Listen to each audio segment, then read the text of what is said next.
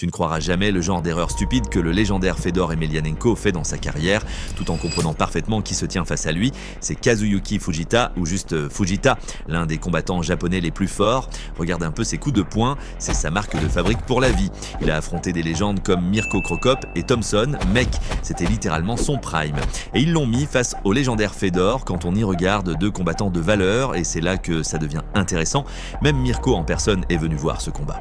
Et direct, Fujita commence à être prudent pour la première fois, comprenant qui il a en face de lui, mais Fedor n'a pas attendu, il se rue immédiatement sur cet amateur de sushi, et ça devient sa plus grande erreur, d'une manière ou d'une autre. Fedor réussit à s'extirper des mains de ce démon vivant, mais après ça, Fujita commence à provoquer notre ref russe, et Fedor regardait Fujita comme s'il s'agissait d'une bouteille de vodka. Et à nouveau, Fedor va de l'avant, jouant littéralement avec son propre destin, alors que Fujita, lui, le voyait déjà comme de la chair à canon, mais Fedor survit encore d'une manière ou d'une autre, et c'est là que ce moment arrive. Fedor pousse à nouveau vers l'avant et se mange un coup de poing de Fujita qui aurait pu lui briser le crâne. Après ça, Fedor tenait à peine debout et Fujita fonce immédiatement, voyant que Fedor est déjà sonné. Pour le finir, il essaie de le projeter, mais ça ne marche pas. Et à ce moment-là, le combattant japonais fait l'un des mouvements les plus débiles de l'histoire. Il continue juste à presser vers l'avant et à cause de ça, il se fait prendre dans un étranglement, perdant le combat alors qu'il avait un potentiel énorme. Après ce combat, la carrière de Fedor était à son apogée et personne ne savait qui serait le prochain. Mais c'est alors que Harry, un véritable psychopathe, s'est dressé contre lui et ce combat est devenu l'un des plus légendaires.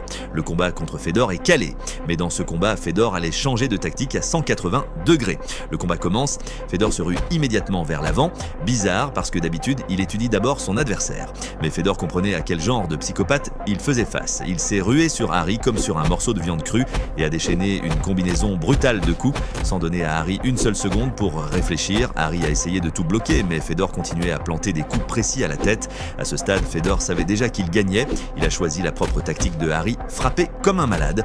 En regardant ça, on commencerait presque à avoir de la peine pour Harry.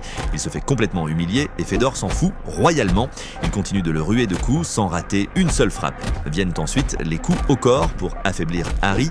Harry baisse sa garde et décoche un coup, mais le mal est déjà fait. Fedor attrape Harry et le presse contre le bord du ring. Harry tente de projeter Fedor, mais se mange un genou brutal à la place. Ensuite, Fedor projette lui-même ce géant au sol. Harry verrouille un étranglement, mais n'oublie pas que c'est Fedor. Il commence à lui envoyer des patates en plein visage. Fedor s'extirpe du piège, connecte un coup net, puis un autre, puis une combinaison complète à la tête. Harry ne place pas un seul coup significatif. Fedor le termine comme un rat, lui fracassant le crâne sans pitié. Il ne s'arrête pas. Harry se relève et Fedor le kick comme un déchet, enchaîne avec des coups de poing, continue encore et encore. Ce n'est qu'alors que l'arbitre arrête le combat. Fedor l'emporte en 69 secondes sans avoir encaissé un seul coup net.